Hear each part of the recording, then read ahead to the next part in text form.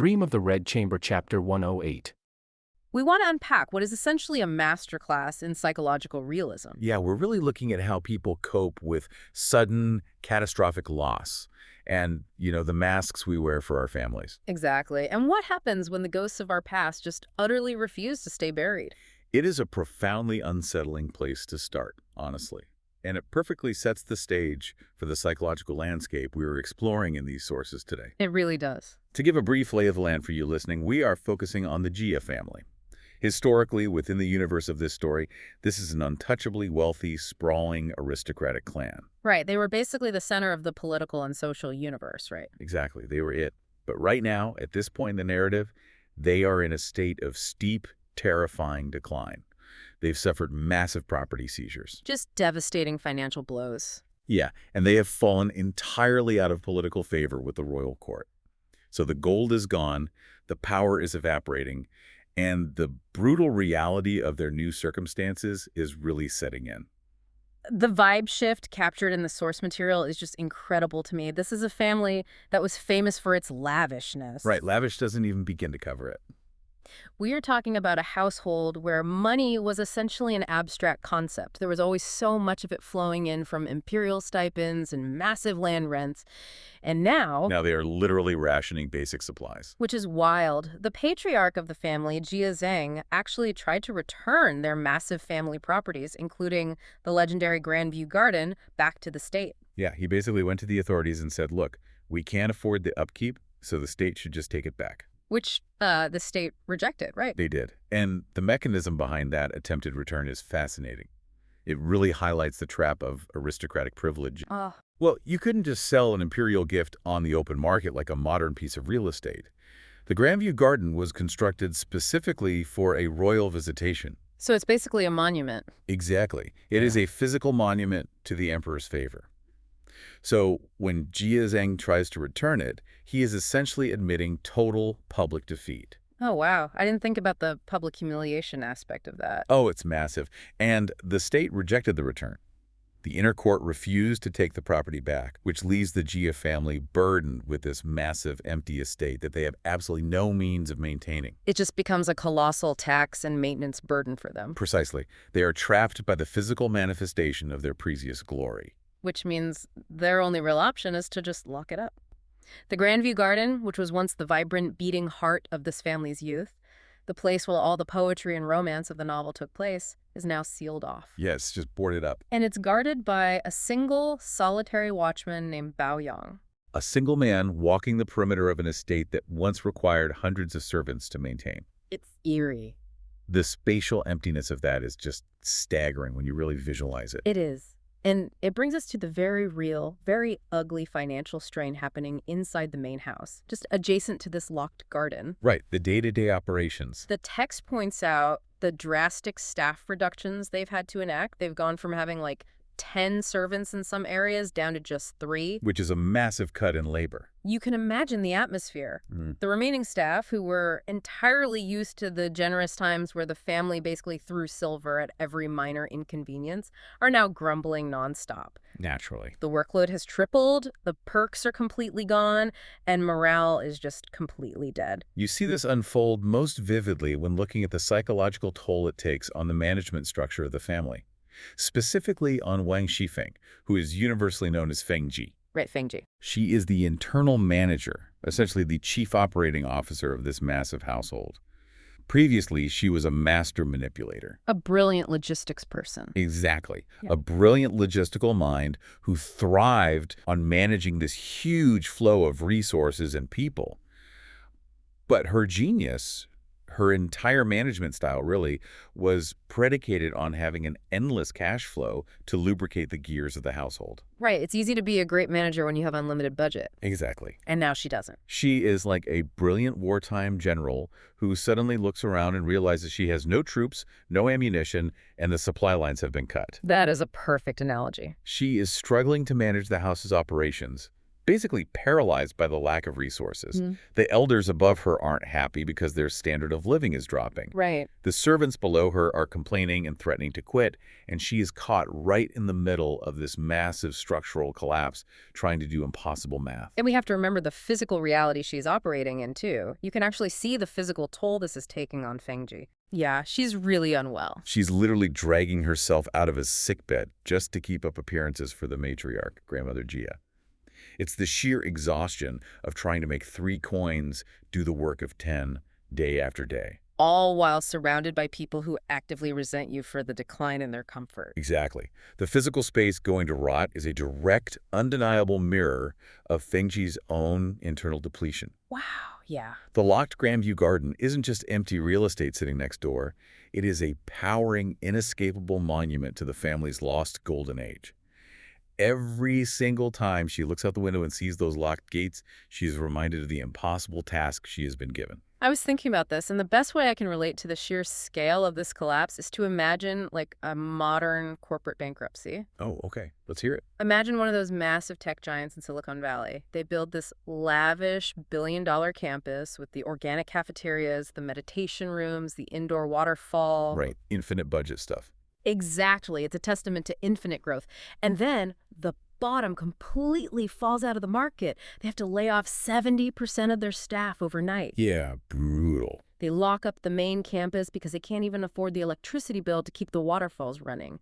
And the few employees who are left are crammed into a tiny, poorly lit annex building across the street, just trying to pretend the company isn't dying. That's the Jia family right now. That is exactly the dynamic. It's so bleak. The infrastructure of their past glory becomes a haunting presence in their present poverty.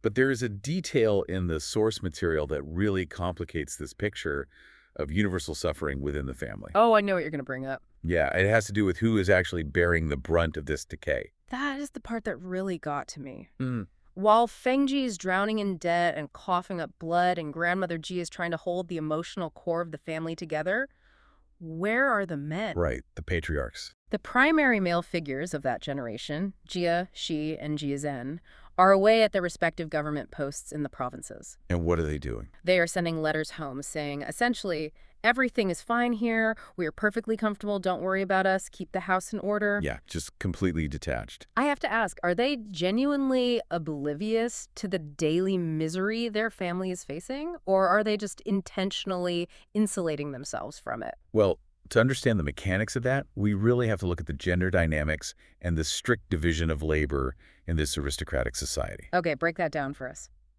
The men exist in the public sphere, the political sphere. Their reality is dictated by their outward status. As long as they hold a government post, they can maintain a facade of comfort and authority, even if the foundation of their actual home is rotting. Because they aren't physically looking at the rot. Exactly. They extract value from the provinces to maintain their lifestyle. The women, however, are trapped in the private sphere. The domestic side. Right. They are the ones who actually have to balance the ledgers, deal with the unpaid bills, manage the complaining servants, and live inside the actual physical decay of the household. So Shi and Jia Zhen have the luxury of physical distance. They don't have to look at the peeling paint or hear the servants whispering in the hallways. Precisely. Grandmother Jia and Fengji do not have that luxury at all. Yeah. The men are sending back these hollow letters of comfort, but those letters offer zero practical help. None whatsoever. They ring incredibly hollow against the reality of a locked, overgrown garden and an empty treasury. It's infuriating. They get to play pretend from hundreds of miles away while the women are rationing the firewood and trying to keep the structure from collapsing on their heads. This very stark contrast. So you have this matriarch, Grandmother Jia, sitting in a decaying, understaffed house. The natural human instinct here is to seek external validation, right? To look outward for hope. Exactly, to hope someone somewhere in the extended family network is doing okay. And that desperate hope is exactly what makes the arrival of a visitor so devastating.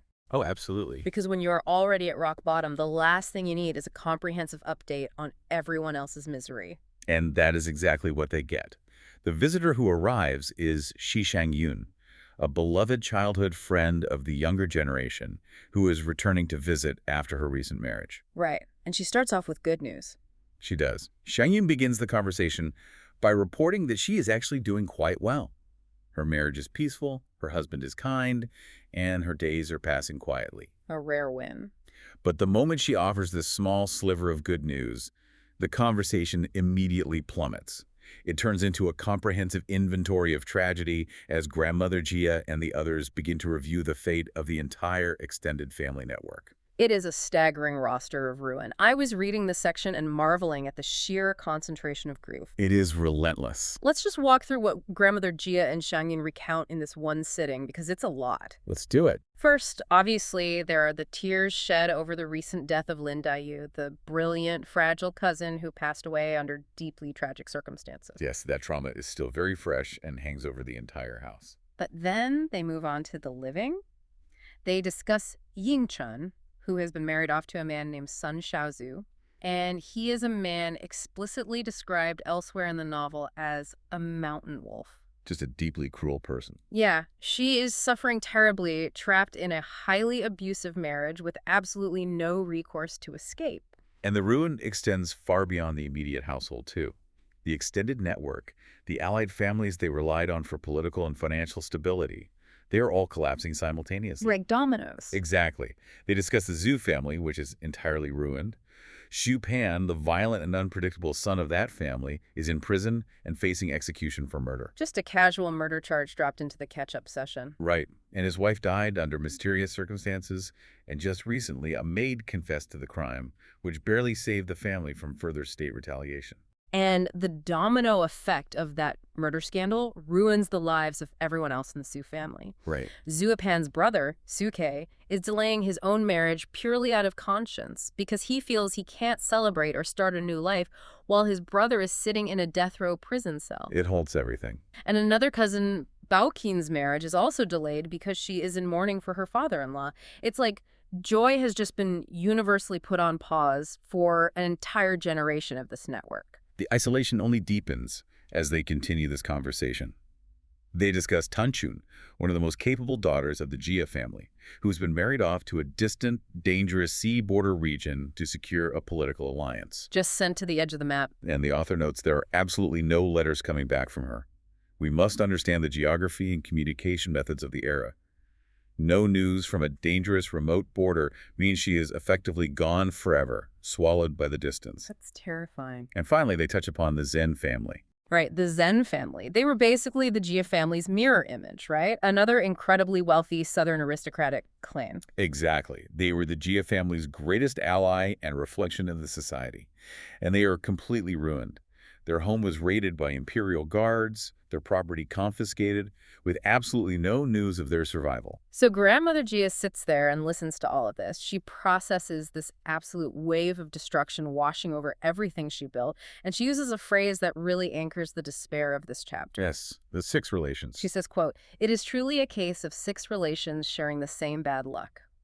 What is the underlying mechanism there? Why the specific phrase 6 relations? Well, the 6 relations is a foundational concept in Chinese philosophy and family structure.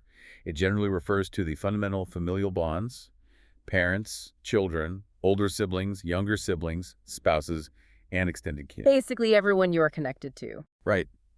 Grandmother Gia is acknowledging a terrifying reality about their societal structure. In this era, families do not rise and fall as isolated individuals.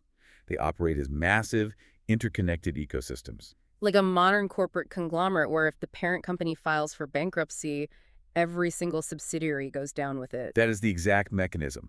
The legal and political structure of the Qing dynasty enforced collective responsibility. Meaning if one person messes up, everyone pays. Exactly. If one branch of a family commits a crime like Xu Pan's murder or a political misstep at court, the state can, and often did, punish the entire extended network. Wow. Grandmother Gia's use of 6 relations sharing the same bad luck is a profound recognition of collective family karma. They enjoyed the immense wealth, the imperial favor, and the untouchable status collectively. Right. They all benefited when times were good. And now, as the wheel of fortune turns, they are enduring the punishment and the rot collectively. When the roots of the tree are poisoned, every single branch dies. And sitting right in the middle of this realization is Shengyun. Poor Xiangyin. I know, Shengyun comes in happy. She is the anomaly here. She got the good ending. She is safe.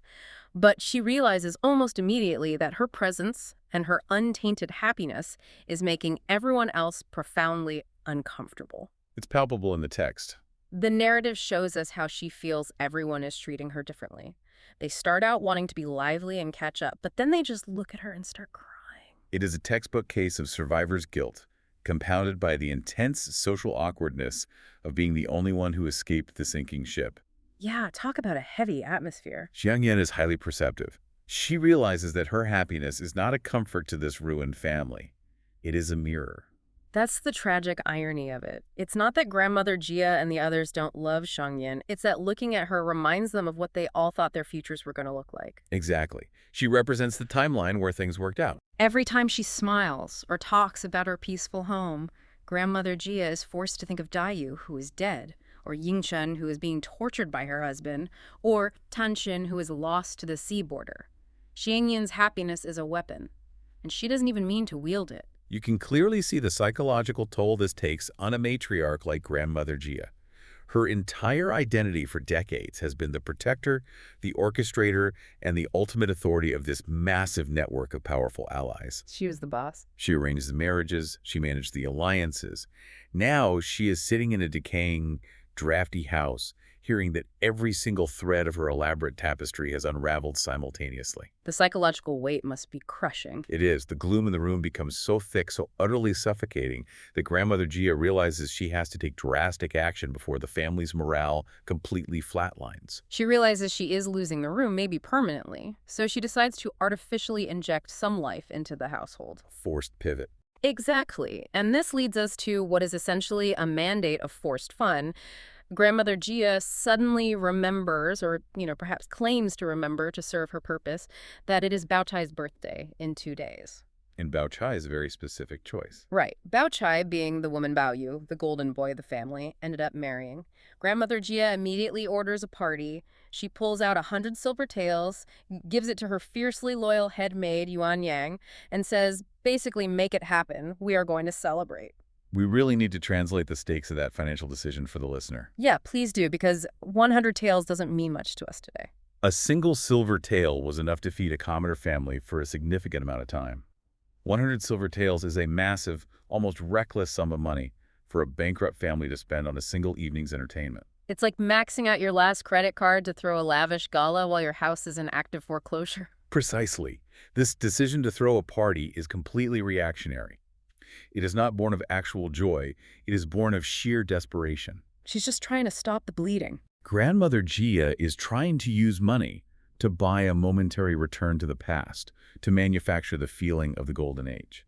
But before the party even begins, she delivers a monologue to the women around her that is incredibly revealing about her current state of mind and how she judges survival. Okay, this monologue is where I found myself really arguing with the text. Oh, I'm sure. Because Grandmother Jia is explaining why they need to celebrate Bao Chai. She heaps praise on Bao Chai, saying she is unflappable, she never complains, and most importantly, she is a person who can endure both wealth and poverty with the exact same calm demeanor. Right. She calls her an open-minded person. She praises Bao Chai's stoicism. In Grandmother Jia's eyes, Bao Chai represents the ideal aristocratic woman, perfectly adaptable, emotionally regulated, and entirely unbroken by external circumstances. That's exactly it. But Grandmother Jia doesn't stop at praising Bao Chai. She actively uses Bao Chai's stoicism as a weapon to critique the other women who are struggling. She really does. She uses it as a blunt instrument. She goes right for the throat. First, she targets Fengji, the manager. She criticizes Fengji for losing her spark just because times got tough. Which is incredibly unfair. It is. She basically says, Fengji has seen the world. She shouldn't be so small-minded as to let a little financial ruin change her personality.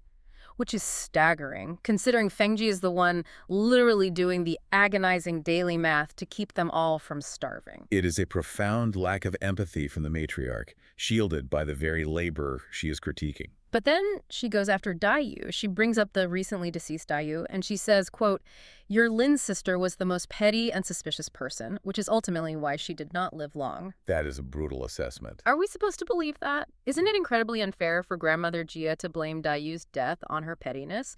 Daiyu wasn't suspicious. She was incredibly observant. She saw the reality of the house. Exactly. She saw the walls closing in. She saw the transactional nature of their lives. She saw that her authentic love for Baoyu was being thwarted by the family's political maneuvering, and the helplessness of it destroyed her. To call her petty feels like the ultimate historical gaslighting by the very matriarch who helped engineer the circumstances of her tragedy. Your reaction is exactly the tension the author intends to provoke here. Really? Yes, you are touching on one of the great thematic conflicts of the entire novel. Yeah. The battle between authentic, raw emotion, which is represented by Daiyu, and practical, socially sanctioned stoicism, represented by Bao Chai. That makes a lot of sense. Grandmother Jia's harsh assessment of Daiyu in this moment is undeniably unfair. But we have to understand why it is psychologically necessary for Grandmother Jia's own survival to frame it that way. Wait, let me pause you there. Why is it necessary to tear down the memory of a dead girl just to survive the day? Because she feels guilty. Guilt is certainly a component, yes. But primarily it is because, in a crisis of this magnitude, the family does not need romantics. They need survivors. Grandmother Jia is looking around at the ruins of her empire, and she realizes that Daiyu's hypersensitivity, her demand for authentic emotional truth, while poetic and beautiful in times of peace and wealth, is absolutely fatal in times of war and poverty. And the Jia family is in a war for their social and literal survival right now. Exactly. She praises Bao Chai, because Bao Chai's emotional armor is exactly the mechanism the family needs to get through this. Grandmother Jia is rejecting Daiyu's memory because she is terrified of the vulnerability Daiyu represents. That's deep. If they all allowed themselves to feel the reality of their situation as deeply and truthfully as Daiyu did, they would all just completely collapse. So it's a profound defense mechanism. She has to convince herself that Daiyu's way was functionally wrong so she can justify surviving the right way, which is to basically just shut up, endure the pain, and balance the books. Exactly.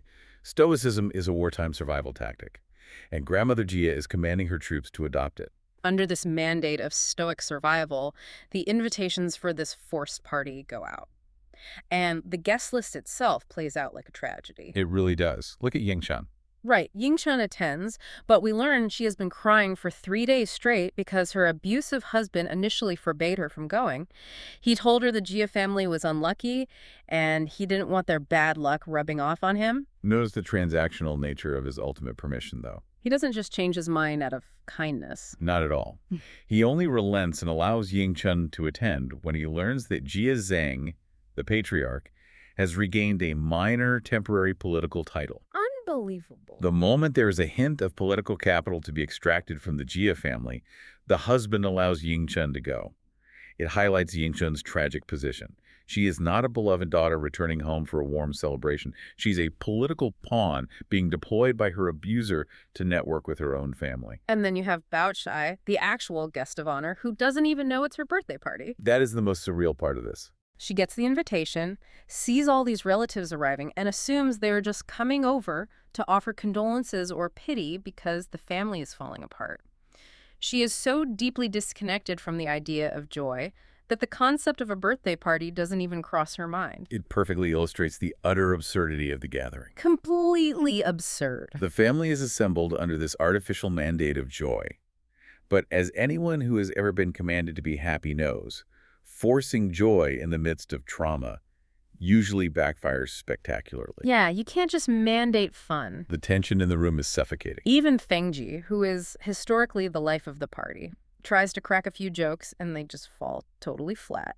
The narrative shows she couldn't summon her old sharpness to make people laugh. She's just too exhausted. The other relatives are only there reluctantly, sitting around thinking the whole thing is completely inappropriate given their financial ruin. They are just lethargic.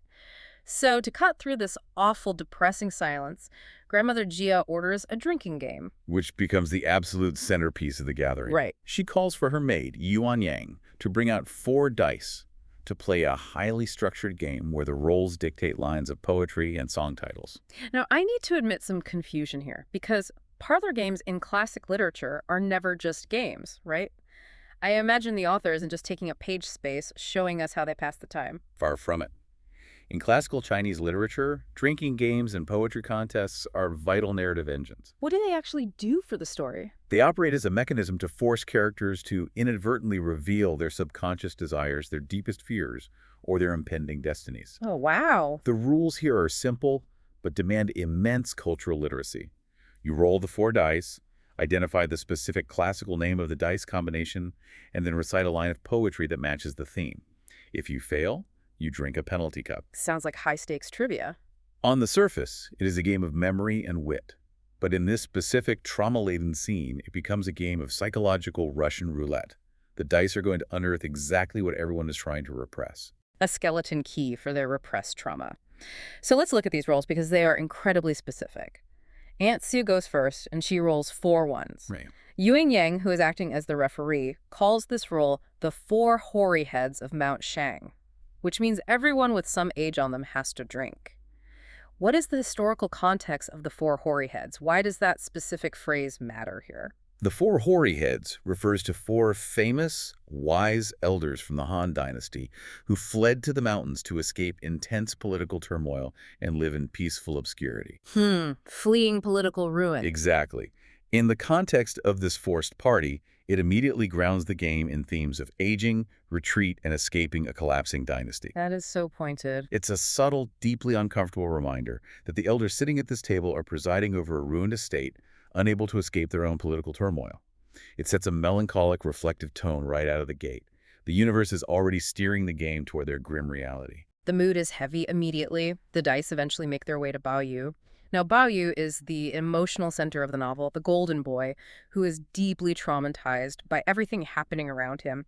He rolls, and his first roll is a complete failure. A stink. Yeah, Yuan Yang calls it a stink, meaning he rolled a dud. He has to drink a penalty cup and roll again. His second roll comes up, and Yuan Yang calls it Zhang Cheng paints eyebrows. And the text specifically points out that this roll makes Baoyu blush. Yes, it does. Why does a phrase about painting eyebrows make his wife blush? To understand the mechanism of that blush, we need the historical context of Zhang Cheng. He was a highly respected historical official known for one very specific, intimate detail.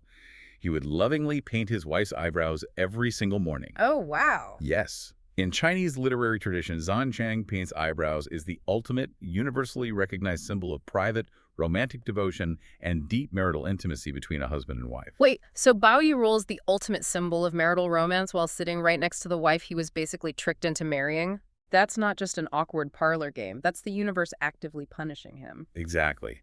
It forces a moment of acute, agonizing awkwardness. It highlights the societal expectation of their marriage that they should be this devoted, deeply intimate couple against the cold reality that their marriage is largely functional. It was born of a trick, and it's permanently overshadowed by Baoyu's lingering, unresolved grief for Daiyu. So the blush is basically her being confronted with what they don't have. Baoyu blushes because the role violently forces the entire room to look at their marriage. A marriage she knows and everyone else knows is emotionally hollow. It's excruciating. But the game continues, and the dice pass to Li Wan. She rolls the dice, and they come up in a red and green split. And Yuan Yang looks at the dice and announces the name of the roll, the 12 Beauties of Jinling. And that is the moment everything breaks. Hearing the phrase 12 Beauties acts like a skeleton key for Baoyu's repressed trauma. It instantly unlocks the vault where he's been hiding his grief, and all of it floods the room at once. He's completely overwhelmed. It is the psychological trigger of the entire chapter. We really must pause and explain the immense metaphysical and narrative weight of the phrase 12 Beauties of Jinling. Go ahead. What does it mean in this universe? Within the universe of the novel, this phrase is not just a clever name for a dice roll. It is the meta-narrative framework of the entire story. Oh, really? Yes.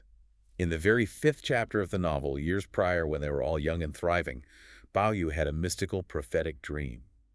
In that dream, he was taken to an immortal realm and shown the registers of the 12 Beauties of Jinling. Which are who, exactly? They are the 12 most important women in his life, including Daiyu, Baochai, Yingchen, Tenshin, Zhangyan, and others. Oh, so it was a prophecy of their actual fates? Yes. In that dream, he was shown cryptic poems and songs predicting their inevitable scattering, their tragedies, and their deaths. Did he understand it at the time? No, he didn't understand it then because they were all young and wealthy and together in the Grandview Garden. It was just a confusing dream. But now, years later, sitting at this miserable forced birthday party amidst the ruin of his family, he hears the phrase spoken aloud by the referee. The narrative describes him looking around the room. He does a literal head count of the women at the table, and the reality of the prophecy crashes down on him. He connects the dots. He realizes how many of the 12 beauties are missing from the table.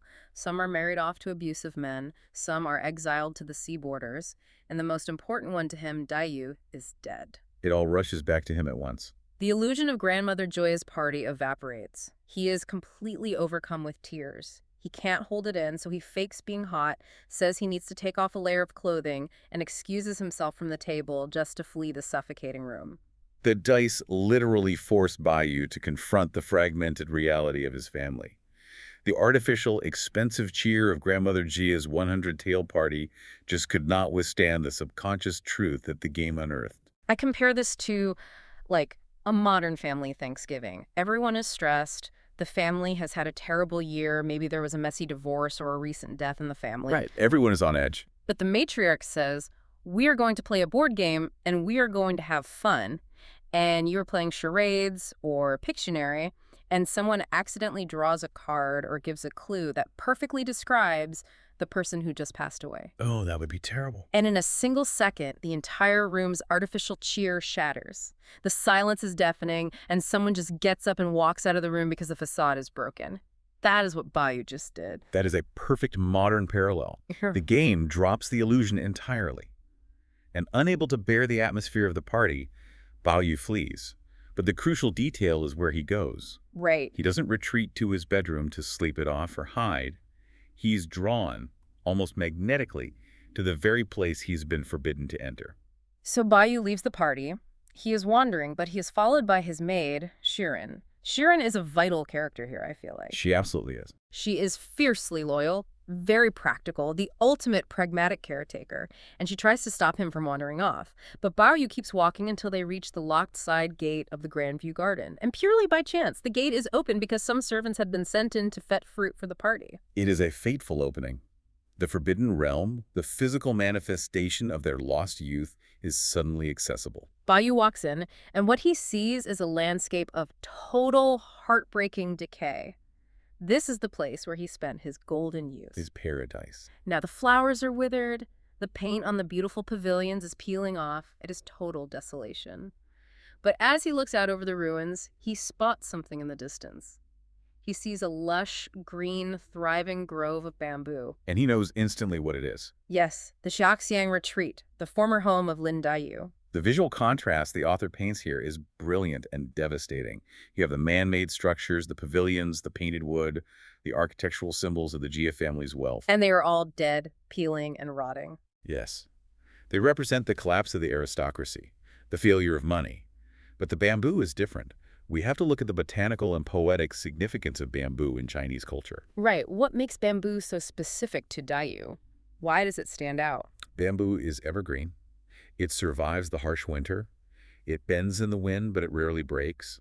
It is hollow inside, representing an open, receptive heart, often associated with the scholar, and a pure, unyielding spirit. Oh, that perfectly describes her. And also, when the wind blows through a bamboo grove, the rustling leaves sound distinctly like weeping.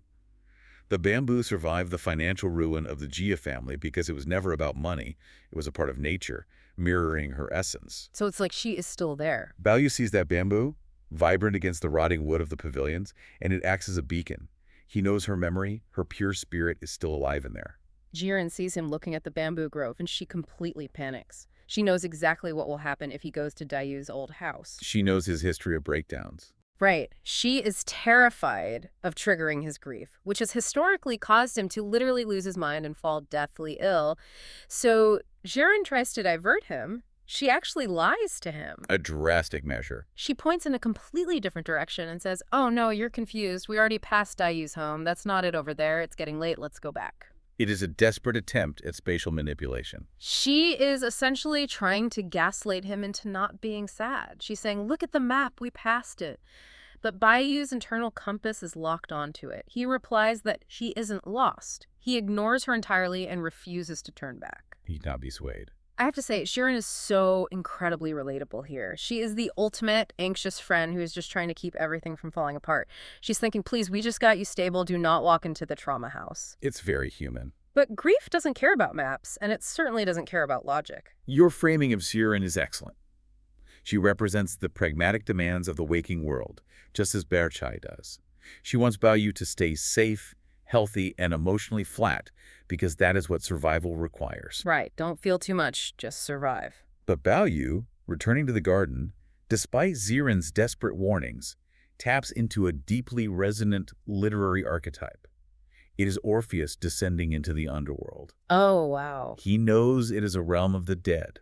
He knows it will bring him immense pain to look back at what he has lost. But he is compelled by love, by guilt, and by an overwhelming irrational need to confront the past. He cannot stay in the artificial light of Grandmother Jia's party. He must descend into the shadows of the garden. So he ignores Yuren's warnings, he steps closer to the retreat, and that is exactly when this psychological trauma crosses the line to something much darker and arguably supernatural. The turning point of the scene. As Baoyu nears the bamboo grove, the silence of the abandoned garden is broken. He hears a woman weeping. He hears crying emanating directly from inside the empty house. He stops dead. Jiren is right there next to him, and she goes into full denial mode. She insists it's just his memory playing tricks on him. She says, "You used to hear Lin's sister cry here all the time when she was alive. It's just the wind in the bamboo. It's your imagination." But then, the confrontation escalates beyond just the two of them. Other maids, who were deep in the garden fetching the fruit, run up to them in an absolute panic. They validate what he's hearing. They warn Baoyu and Jiren to leave immediately. They explicitly state that everyone in the household knows this area is haunted by Daiyu's ghost, and that the servants frequently hear her crying at night. Nobody dares to come near the retreat anymore. So it's not just Baoyu's imagination, the servants hear it too. And hearing this confirmation that Daiyu is still there, still weeping, trapped as a ghost in the ruins of her old home, it absolutely breaks Baoyu. The dam finally bursts. He completely breaks down weeping, and this is the climax of the scene. He speaks directly to the air, directly to the spirit of Daiyu, and he cries out, quote, "Lin's sister, it was my parents who made the decision. I did not betray you." This confession is the absolute crux of Baoyu's trauma. We have to unpack the mechanism behind the phrase, "It was my parents who made the decision." Let's do it. In this single cry, Baoyu isolates the core systemic tragedy of his existence and Daiyu's death, the total lack of individual agency. Because to a modern reader, a guy standing in a garden crying, "My parents made me do it," sounds like a pretty weak excuse for breaking a girl's heart. It does sound like shifting the blame. But we have to view this through the lens of feudal marriage laws, right? It wasn't a suggestion, it was the law of the universe. Precisely.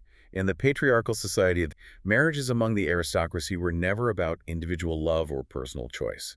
They were highly calculated strategic alliances negotiated entirely by the elders to consolidate wealth and power. So Baoyu basically had zero say. None. Baoyu and Daiyu grew up together. They loved each other deeply and authentically, but they possessed zero legal or social authority to marry each other. When Grandmother Jia and Baoyu's parents decided that Baochai was a more stable, politically and financially advantageous match for the survival of the clan, Baoyu was literally tricked into marrying her, while Daiyu lay dying of a broken heart just across the compound. They executed a literal bait and switch. They told him he was marrying Daiyu, and he lifted the veil on his wedding night, and it was Baochai under there. Exactly. The cruelty of the system is absolute. So Baoyu's cry in the garden, "I did not betray you," is a desperate, agonizing plea for Daiyu's spirit to understand that his heart remained true.